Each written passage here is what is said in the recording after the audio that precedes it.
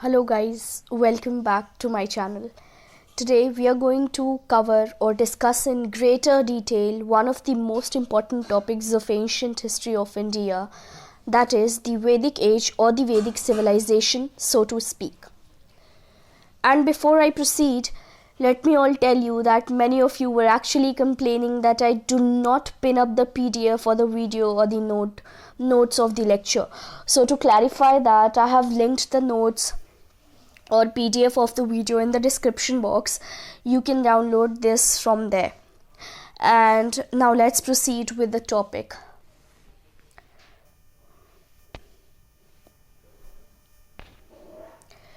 Okay, if you do not know already, I've also made a detailed and a very concrete video on sources of ancient Indian history and Indus Valley civilization, which is in two parts. If you wish, you can click on the card button to understand the Indus Valley civilization and the sources respectively, because when we study by linking the points, understanding the concept becomes much more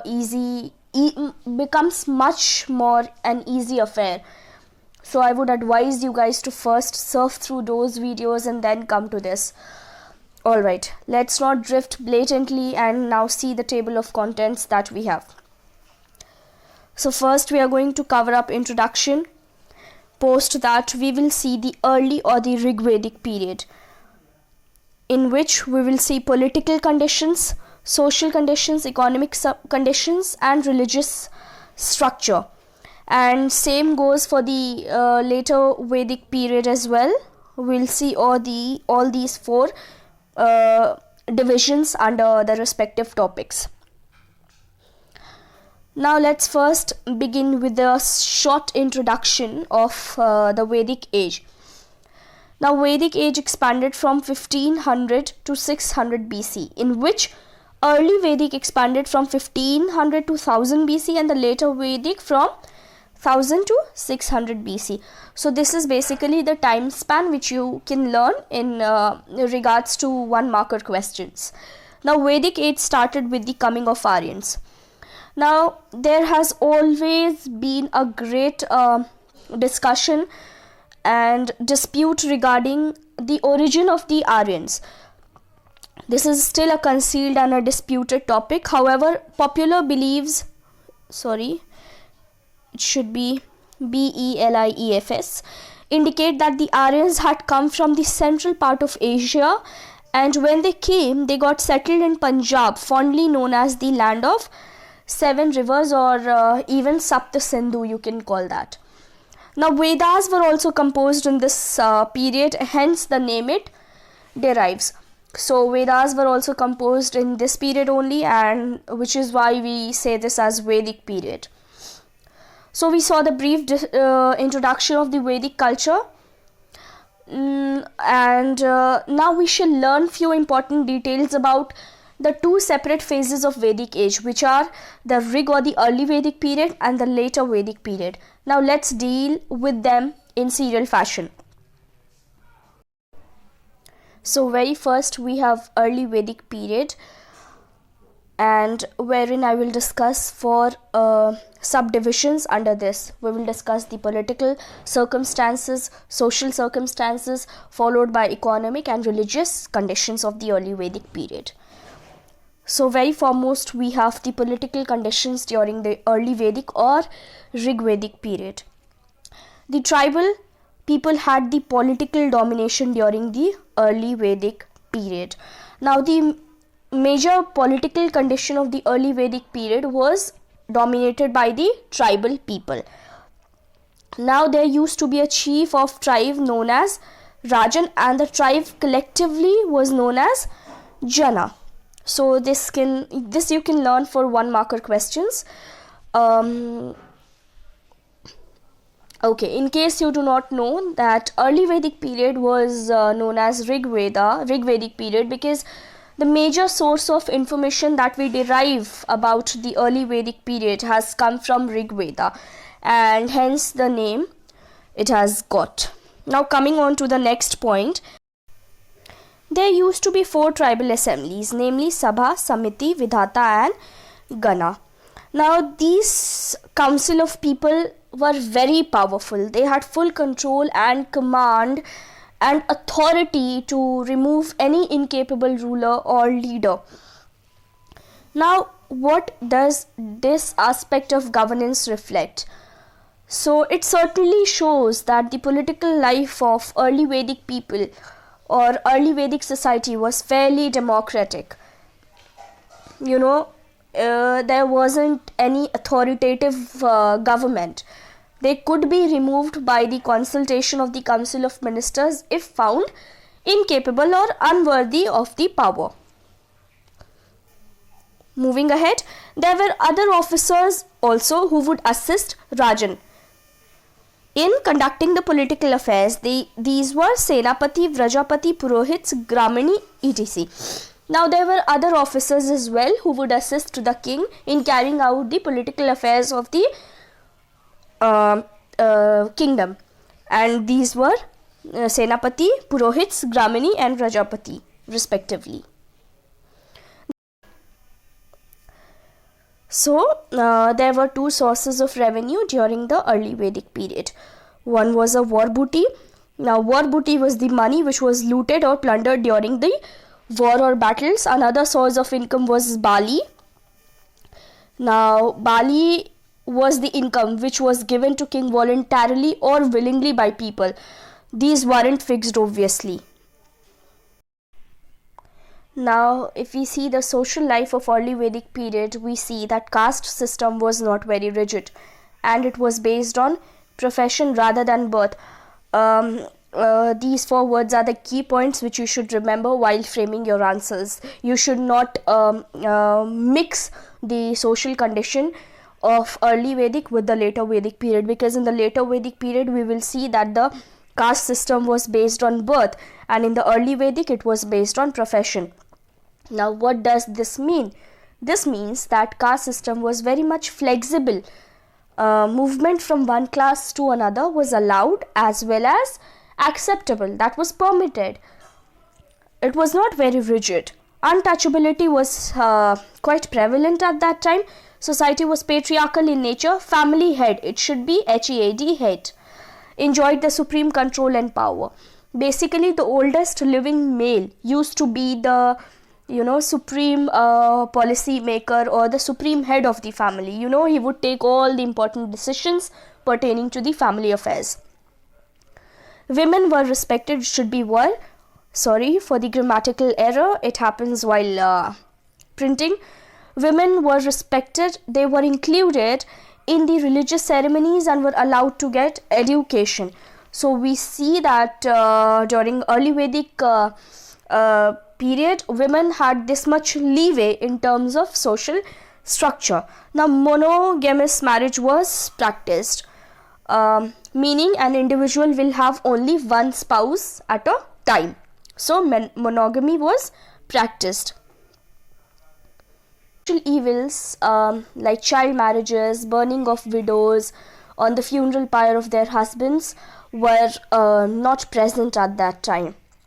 Their food habits were quite simple and not fanciful. They would eat nutritious food like wheat, rice, barley. They would often take drinks like sura and soma. So this particular line tells us about the food habits, food culture of the early Vedic period. Now in terms of the attire worn by early Vedic people, we see that people belonging to early Vedic period, there should be wore dresses made up of cotton, wool and skin of animals. They used to wrap their bodies using a single piece of clothing known as dhotis.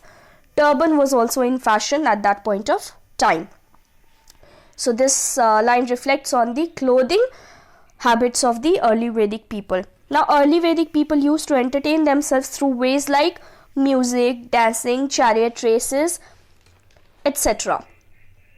So these were few details about the social life of early Vedic period, and now we shall learn about the economic conditions which prevailed at that point of time or in the Rigvedic period. So When economic circumstances are concerned, we see that agriculture was the dominant occupation of the Rigvedic people. The use of manure was known to them. Since we are talking about agriculture, we all should know that the use of manure was known to the people of early Vedic civilization.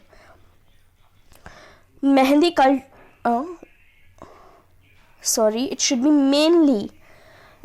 cultivated wheat and barley. So in terms of crops, they mainly grew crops like wheat and barley. Cattle rearing was also practiced, and mainly ox, horses and sheep were domesticated. So these were the animals they would domesticate. Trade was conducted in barter system. Of course, everybody knows what barter system is, but just to let you guys know, barter system is a method of exchange wherein, the goods and services will be exchanged for other goods and services. Later on, gold coins came into picture for larger transactions. They were known as nishak. So in early Vedic period, we only see the introduction of gold coins known as nishak. Now let us briefly discuss about the religious conditions of early Vedic period as well. So Rig Vedic or early Vedic period people were ardent followers of natural forces. They would worship all the natural forces. They worshipped various forms of nature like earth, fire, wind, rain, thunder, but it should be personifying them as gods. Now these included Prithvi, Agni, Vayu, Indra and Varuna. So the people of Rigvedic period, they did not follow any specific idol. They would worship the natural forces or phenomenon like fire, earth, wind, rain, thunder, and they would personify them as their gods and they would worship them. Idol worship was absent. It was not practiced and no temples were found. So this throws light on the religious conditions of the Rigvedic period. Now, in order to discuss the later Vedic period, we will follow the same chronology. That is, first we will understand the political scenario, then we will deal with the social, followed by economic, and ending with the religious conditions. So, first we will deal with the political conditions of the Rigvedic or early Vedic period. Mahajanapadas were formed by the amalgamation of larger kingdoms. Now, many larger kingdoms came together and many individual kingdoms rather came together and they form a big larger kingdoms, and there was a specific term for those, and that was Mahajanapadas. Now, power of the king increased, and this sort of led to the political scenario shifting towards monarchy. In the early Vedic period, what did we see? That there was a tinge of democracy in the political scenario, because the ruler or the king could be removed by the consultation of the council of ministers. But in the later Vedic period, what do we see? We see that the king had the political supremacy. He had the utmost importance and power. Power of the king increased, and this kind of shifted the scenario towards monarchy. Now, kings would perform various rituals and yajanas. Yajanas means sacrifice, to make his position strong and gripped. Titles such as Samrat, Ekrat, Virat, etc. were given. So if you remember, kings were called as Rajans in the early Vedic period, but in the later Vedic period, they adopted different titles.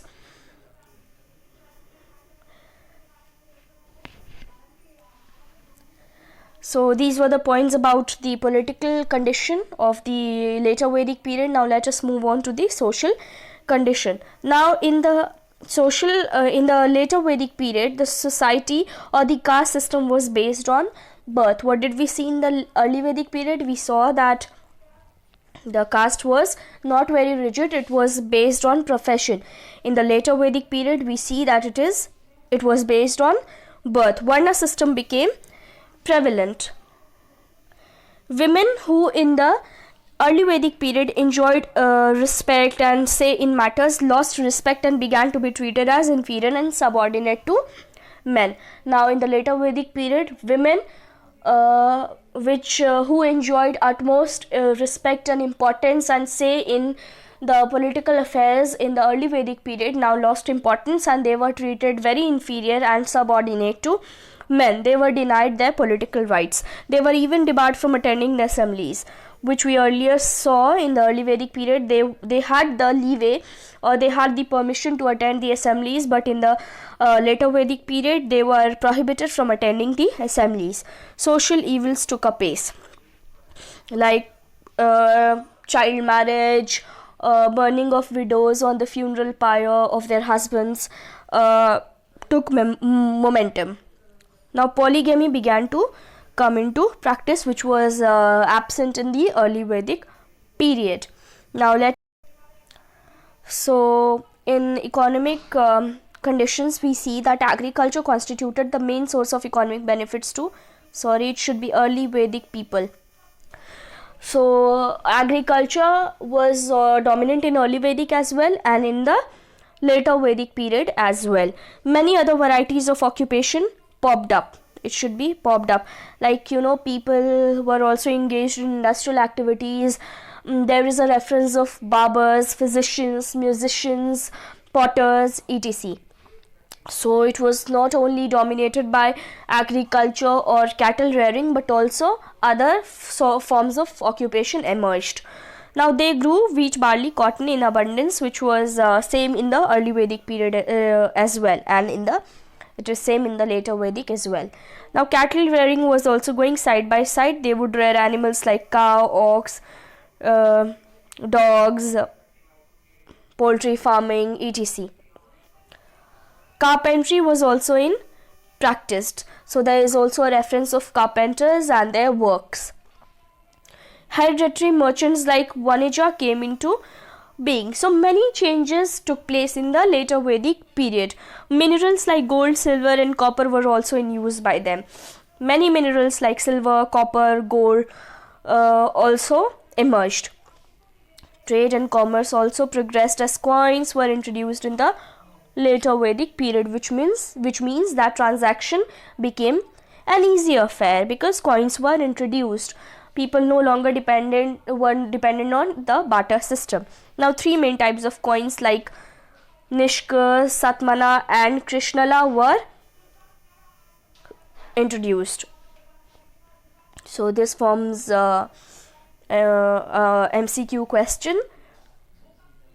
So these were certain points regarding the economic condition of the later Vedic period. When religious conditions of later Vedic period are concerned, we see that worship of natural forces were completely stopped. It vanished, and now people developed the concept of idol worship. They began worshipping gods like the Brahma, the Vishnu and the Mahesha. So idol worship emerged. People began familiar with the concept of idol worship, and the concept of worshipping the natural forces completely diminished. Vasudev Krishna was also worshipped by people. Sacrifices and rituals became much more prominent than before. It was indeed there in the early Vedic as well, but in the later Vedic period it became much more prominent, concrete and important for the people. Even the emergence of Buddhism during the later Vedic period saw the momentum. Like in the later Vedic period, Buddhism also emerged, which was because to oppose the priestly domination.